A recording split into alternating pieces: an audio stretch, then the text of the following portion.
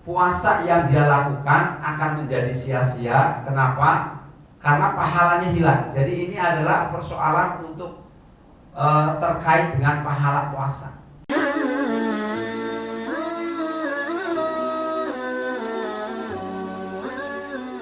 Bismillahirrahmanirrahim. Alhamdulillahirabbil alamin wa bihi nasta'inu ala umuri dunya waddin. Wassalatu wassalamu ala asrofil anbiya'i wal mursalin sayyidina wa habibina wa syafi'ina wa maulana Muhammadin wa ala alihi wa ashabihi ajma'in, amma ba'd. Kepada para jamaah, para ikhwan, shoimin, shoimat rahimahullah, kita lanjut hadis berikutnya.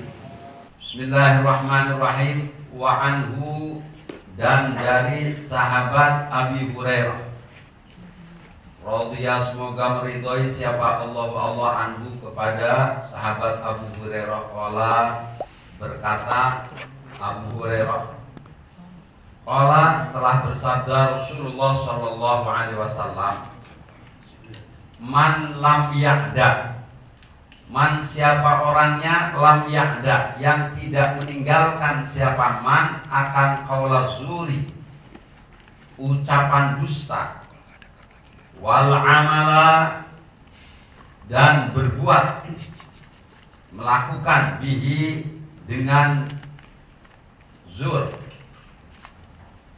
wal jahla, dan berlaku bodoh, walaisa, maka tidak ada, itu lillahi, bagi Allah, apa hajatun, butuh, hajat, fi ayyada, di dalam hendak meninggalkan, siapa man akan ta'amahu, makannya man, wa syarabahu, dan minumnya man. Rawahu, meriwayatkan akan hadis siapa Al-Bukhari, Imam Bukhari, wa Abu Dawud, dan Imam Abu Dawud, wa lafzu, bermula lafadznya itu lahu, bagi Imam Abu Dawud. Keterangan ini para ibu bapak hadirin hadirat shaimin shaimat rahimahumullah menunjukkan bahwa haramnya bohong, dusta, serta amal bohong, berbuat sesuatu dengan kebohongan, juga berlaku bodoh. Kalau lagi puasa dusta, melakukan suatu perbuatan dusta, dia berlaku bodoh. Ini berlaku bodoh itu misalkan kalau kita itu lagi puasa, kemudian ada yang mulai bikin marah, atau ada orang yang memancing supaya kita itu ngomongin orang, itu kita disuruh sabar dengan mengatakan ana shaim, saya lagi puasa. Itu berarti ketika itu nggak melayani, berarti tidak bodoh. Jadi kalau ada orang yang puasa nggak ninggalin perbuatan dusta, berbuat kebohongan, kebodohan, maka Allah tidak butuh dengan dia meninggalkan makan, tidak meninggalkan minum. Artinya puasa yang dia lakukan akan menjadi sia-sia. Kenapa? Karena pahalanya hilang. Jadi ini adalah persoalan untuk terkait dengan pahala puasa. Jadi puasa secara syariat harus memenuhi syarat dan rukun. Kalau secara syarat dan rukun dia terpenuhi, sah. Nah, apakah pahala puasa yang dia lakukan ada, diterima atau tidak? Nah, ini kan rahasia Allah. Namun Allah kasih rambu-rambu melalui hadis ini. Kalau puasa kita kepengen diterima oleh Allah, pahalanya tetap kita akan miliki. Maka jangan sampai ketika kita dalam keadaan puasa, kita melakukan perbuatan dusta, berbohong, serta melakukan kebodohan. Wa an Aisyah radhiyallahu anha, wa an Aisyah radhiyallahu anha, Wa an Aisyah, dan dari Sayyidah Aisyah radhiyallahu, semoga meridhoi siapa Allah anha, kepada Sayyidah Aisyah. Qalat, berkata Sayyidah Aisyah, kana, ada siapa Rasulullah sallallahu alaihi wasallam itu yuqabbilu, mencium. Siapa Rasul secara wabwa bermula Rasul itu shaimun, puasa. Wa yubashiru, dan mubasyarah, bercumbu, bersentuhan kulit.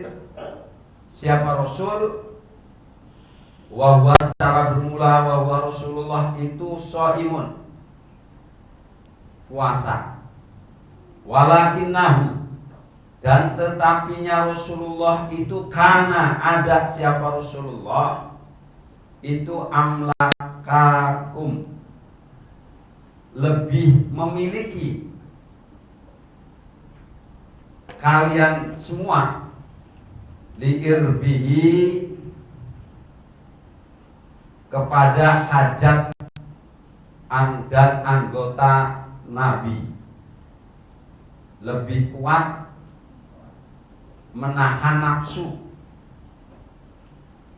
Wazada, walafdu, bermula lafaz hadis itu li muslimin, bagi Imam Muslim. Wazada, dan menambah siapa Imam Muslim, fi riwayatin, di dalam satu riwayat, fi Ramadana, di dalam bulan Ramadan. Ibu bapak hadirin hadirat rahimakumullah, ini hadis masih terkait dengan perbuatan-perbuatan di bulan suci Ramadan dalam kondisi berpuasa. Bahwa Sayyidah Aisyah radhiyallahu anha mengatakan bahwa Rasulullah itu mencium lagi puasa. Kemudian Rasulullah juga mubasyar, bercumbu, bersentuhan. Rasulullah posisinya juga sedang berpuasa. Tapi di sini ada satu ketentuan di belakangnya, bahwa Rasulullah ini adalah orang yang paling kuat menahan hawa nafsu. Oleh karenanya perlu mendapat perhatian betul dalam persoalan ini, mubasyarah di bulan suci Ramadan ini, agar kita mendapatkan satu kejelasan. Jadi kata amla hukum liirbihi ini yang ditunjukkan bahwa Rasulullah itu memang memiliki perbedaan. Oleh karenanya ada beberapa pendapat hukum terkait dengan mubasyarah. Jadi mubasyarah ini bercumbu, ciuman, ini ada beberapa hukum. Di bulan suci Ramadan posisinya dalam keadaan puasa. Yang pertama, menurut ulama Malikiyah, ulama-ulama yang mengikuti mazhab Imam Malik, mengatakan bahwa hukumnya makruh secara mutlak. Jadi siang hari cium istrinya, bercumbu dengan istrinya, itu mutlak kemakruhannya. Ini menurut para ulama mazhab Malikiyah. Kemudian yang kedua, pendapat yang kedua, bahwa mubasyarah ini diharamkan. Ini pendapat yang kedua. Kenapa diharamkan? Mereka punya hujah, dalil, fal'ana basyiruhunna, maka sekarang campurilah mereka. Ini di Al-Baqarah, surat Al-Baqarah ayat 187. Nah, beliau ini mengharamkan mubasyarah di siang hari bulan Ramadan. Tapi yang mengharamkan ini adalah dalam pengertian jima, bersetubuhnya. Jadi kalau kemudian dari bercumbu berlanjut ya, karena wanita ini secara umum, secara kodrati, sunatullah, kalau sudah terangsang itu sulit dikendalikan. Jadi untuk pendapat yang kedua ini bukan cuma jimatnya, tapi mengatakan bahwa mencium itu tetap orang yang mencium istrinya puasanya dianggap batal. Ini pendapat kedua. Kemudian pendapat ketiga, ciuman itu mubah. Bahkan yang ekstrim sebagian dari al-Zahiriyah ini, berlebihan ini al-Zahiriyah, mengatakan bahwa ciuman itu disunahkan. Ini jangan dipakai ini. Ini jadi kita pendapatnya kita kemukakan semua sebagai ilmu ya. Jadi pendapat al-Zahiriyah. Karena dari hadis tadi diambil zahirnya. Ini imamnya Zahiri. Ya, ini jangan dipakai cuma buat ilmu aja. Kemudian yang keempat itu ada perincian. Mereka mengatakan makruh bagi pemuda. Jadi kalau masih pasangan muda makruh. Siang hari lagi puasa cium istrinya, peluk istrinya, makruh. Tapi kalau sudah tua renta boleh. Nah, riwayat yang menjadi hujah dalil dari pendapat yang keempat ini adalah riwayat Ibnu Abbas yang dikeluarkan oleh Imam Abu Dawud. Annahu atahu sallallahu alaihi wasallam rajulun fas'alahu anil mubasyarah lis-shaim farakhasa lahu wa atahu akhar fas'alahu fanahahu fa idzal ladzi rukhisa lahu syekhun wal ladzi nahahu syabun. Jadi seorang laki-laki datang kepada Rasulullah SAW. Kemudian ini laki-lakinya bertanya kepada Nabi mengenai mubasyarah bagi orang yang berpuasa.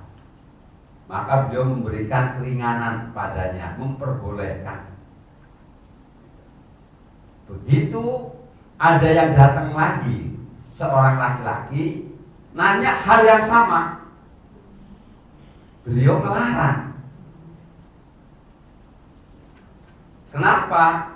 Karena waktu yang datang itu diperbolehkan, itu dia orang tua bangka, udah tua bangka. Kemudian yang kedua yang dilarang ini karena dia masih pemuda, apalagi pengantin baru begitu. Jadi kalau yang nanya pengantin baru, bilang langsung pakai step haram gitu. Jangan kasih peluang. Gitu. Jadi ini al-hukmu yadurru ma'al ilah. Jadi Rasulullah mampu untuk memberikan jawaban berbeda karena ada ilah. Kemudian pendapat yang kelima, bahwa orang mampu mengendalikan nafsunya, nafsu syahwatnya, maka dia boleh mencium dan bercumbu. Tapi jika tidak boleh, tidak mampu untuk menahan gejolak hawa nafsunya, maka tidak boleh. Ini yang menjadi satu dasar dari Asy-Syafi'i, berdalih dengan hadis Umar bin Abi Salamah. Lama sa'ala Nabi sallallahu alaihi wasallam fa'ahbarathu ummu Salamah annahu sallallahu alaihi wasallam yasma'u dzalika faqala ya Rasulullah qad ghafarallahu lak ma taqaddama min dzanbik wa ma ta'akhkhar faqala inni akhsyakum lillah.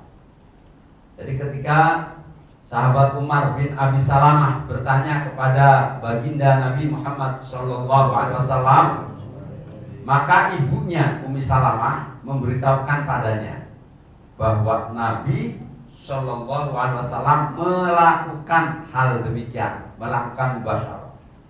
Dia berkata, wahai Rasulullah, sungguh Allah telah mengampuni dosamu yang telah lalu dan yang akan datang. Beliau bersabda, sungguh aku adalah orang yang paling takut kepada Allah di antara kalian. Jadi ini adalah menunjukkan bahwa tidak ada bedanya antara pemuda dan orang tua. Ini pendapat mazhab Syafi'i, Imam Syafi'i. Jika mampu untuk mengendalikan nafsu syahwatnya. Jadi ini terkait dengan persoalan bertuingki-wingki di bulan suci Ramadan, posisinya lagi berpuasa. Hadis selanjutnya, Bismillahirrahmanirrahim. An Ibnu Abbas radhiyallahu anhuma. Dari sahabat Ibnu Abbas radhiyallahu anhuma, anna Nabiyya sallallahu alaihi wasallam, sesungguhnya Nabi sallallahu alaihi wasallam itu ihtajama, berbekam, hijamah. Siapa Nabi? Wahwa, secara wahwa bermula Nabi itu muhrimun, sedang menuju ihram. Jadi muhrim itu orang yang sedang ihram. Mahram itu orang yang nggak boleh dinikahi. Kadang-kadang kebalik ya. Jadi kalau dia dalam posisi ihram namanya muhrim. Tapi orang saudara yang tidak boleh dinikahi namanya mahram. Wahtajama, dan berbekam, berhijamah. Siapa Nabi? Wahwa, secara wahwa Nabi, bermula Nabi itu shaimun, orang yang berpuasa. Rawahu, menceritakan akan hadis Al-Bukhari, Imam Bukhari. Hadis ini ibu bapak saudara perhatikan, ini terpisah waktunya. Jadi kenapa kita mengatakan waktunya terpisah? Tidak mungkin Rasulullah lagi ihram keadaannya puasa. Gitu. Jadi antara ihram dengan puasa itu terpisah. Maksudnya ketika Rasulullah sedang ihram itu Rasulullah berbekam. Tapi di lain hari di bulan suci Ramadan, dalam riwayat yang lain ini Ramadan terakhir yang Rasulullah alami sebelum wafat, itu Rasulullah juga berbekam. Artinya berbekam ini tidak menjadikan batalnya puasa. Berbekam tidak menjadi batalnya puasa. Jadi berbekam itu sebagian dari sunnah Nabi. Ketika sedang berpuasa atau sedang ihram, apakah ihramnya ihram haji atau ihram untuk umrah, maka berbekam pun tidak membatalkan. Wa an Shaddad bin Aus, dari Shaddad bin Aus, anna Nabiyya sallallahu alaihi wasallam, sesungguhnya Nabi sallallahu alaihi wasallam itu mendatangi siapa Nabi? Ala rajulin, atas seorang laki-laki, bil baqi'i, ada di tanah Baqi. Jadi ketika Rasulullah itu di Baqi mendatangi seorang laki-laki, wahwa, secara wahwa bermula rajul itu yahtajim, berhijamah. Siapa rajul? Berbekam fi Ramadan, di dalam bulan suci Ramadan. Faqala, maka bersabda Rasulullah, aftara, batal puasanya al-hajimu, orang yang berbekam, wal mahjumu, dan orang yang membekam. Perhatikan, rawahu al-khamsatu, meriwayatkan akan hadis siapa al-khamsatu, imam yang lima, illa Tirmidzi, kecuali Imam Tirmidzi, wa sahahahu, dan mensahihkan akan hadis siapa Ahmadu, Imam Ahmad, wa Ibnu Huzaimah, dan Imam Ibnu Huzaimah, wa Ibnu Hibban. Nah, ibu bapak saudara, Syaimin Syaimat rahimahullah, perhatikan hadis yang pertama mengatakan Rasulullah berbekam lagi puasa. Nah, kok hadis yang kedua Rasulullah mendatangi seorang laki-laki di Baqi yang sedang berbekam, mengatakan puasanya batal, baik yang membekam maupun yang bekam. Nah, hadis ini adalah mansukh, mansuh ini sudah diubah oleh hadis yang pertama yang riwayat dari Ibnu Abbas yang tadi. Jadi di dalam hadis itu ada nasikh mansuh. Jadi ketika hadis itu mansuh maka sudah tidak dipakai sebagai dalil, gitu loh. Di dalam ayat Al-Quran juga begitu. Banyak hadis-hadis yang mansuh. Dulu awal Rasulullah melarang ziarah kubur. Kemudian setelahnya Rasulullah menyuruh ziarah kubur. Nah, larangan awal kemudian ada perintah. Nah, perintah jatuh setelah larangan. Adanya larangan, maka di dalam hukum fikih menunjukkan sunnah. Ini di bab ziarah kubur. Tapi rambu-rambu ziarah kubur tetap kita harus pegang. Nah, ini yang hadis yang ini sekali lagi ini sudah mansuh. Hadis ini sudah diralat dengan hadis yang Ibnu Abbas tadi. Wa an Anas bin Malik, dari sahabat Anas bin Malik radhiyallahu anhu, awwalu ma kurihat. Awalu permulaan ma perkara barang kurihat yang dimakruhkan. Apa al-hijamatu hijamah, bekam lis-shaimi bagi orang yang berpuasa itu anna Ja'far bin Abi Thalib, sesungguhnya Ja'far putranya Abi Thalib itu ikhtajama, berbekam. Siapa Ja'far? Secara wahwa bermula Ja'far itu shaimun, berpuasa. Famarro, maka lewat bihi dengan Ja'far siapa an-Nabi sallallahu alaihi wasallam. Faqala, maka berkata siapa, maka bersabda siapa Nabi, aftara hadani, aftara batal puasanya siapa hadani, dua orang. Maksudnya yang membekam dan yang dibekam. Sumarokhoso, maka kemudian meringankan, merukhsah siapa an-Nabi sallallahu alaihi wasallam ba'du fil hijamati, setelah itu fil hijamati, di dalam hijamah, ini bagi orang yang berpuasa. Wakana, dan ada siapa Anasun Anas itu yahtajimu, berhijamah, bekam. Wahwa bermula Anas itu shaimun, puasa. Rawahu ad-Daraqutniyu wa qawwahu. Nah, ini jadi kalau hadis ini kan ada pertama dia dinyatakan batal, kemudian akhirnya Rasulullah memberikan keringanan. Ini menjelaskan ulang bahwa hijamah ini, bekam ini, walaupun dalam kondisi puasa tetap hukumnya disunahkan, enggak membatalkan, intinya enggak membatalkan puasanya. Nah, oleh karenanya Bapak Ibu hadirin hadirat rahimakumullah, kembali untuk persoalan sunnah Nabi secara umum, setiap sunnah pasti ada manfaatnya, baik bagi kita yang melakukan maupun secara ibadah, apapun bentuknya.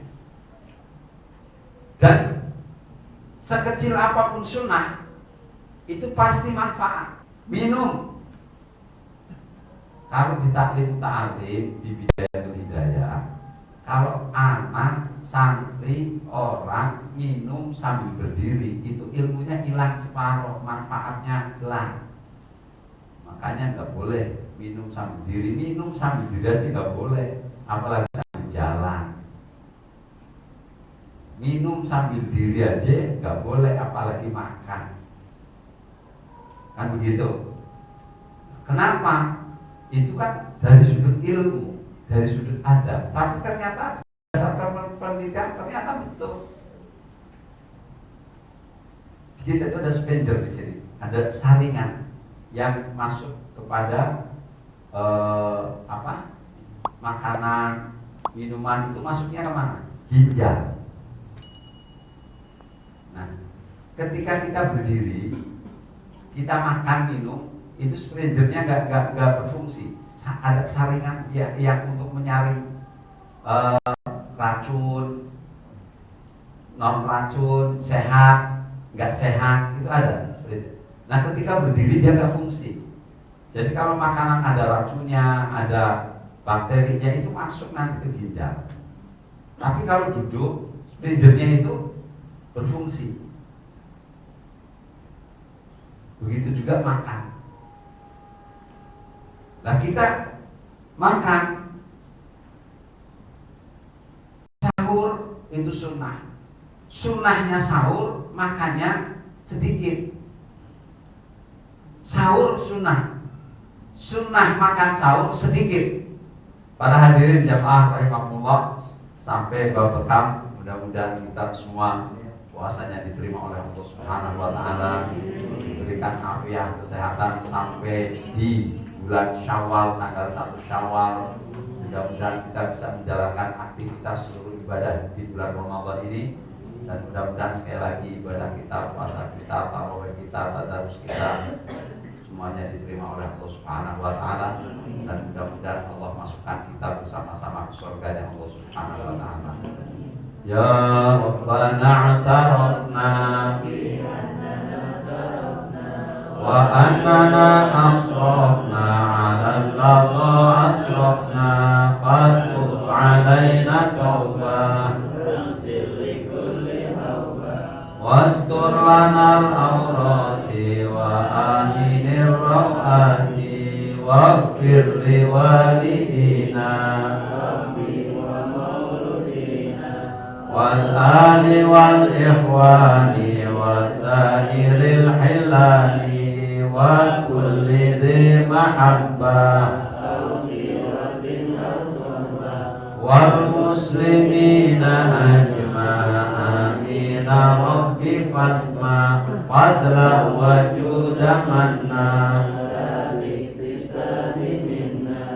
bil mustafa rasuli sallallahu wa sallam rabbi alaihi adal habbi wa alihi wa sahbihi walhamdulillahi fil badri wat tanani subhanakallahumma wa bihamdika asyhadu an la ilaha illa anta astaghfiruka wa atubu ilaik.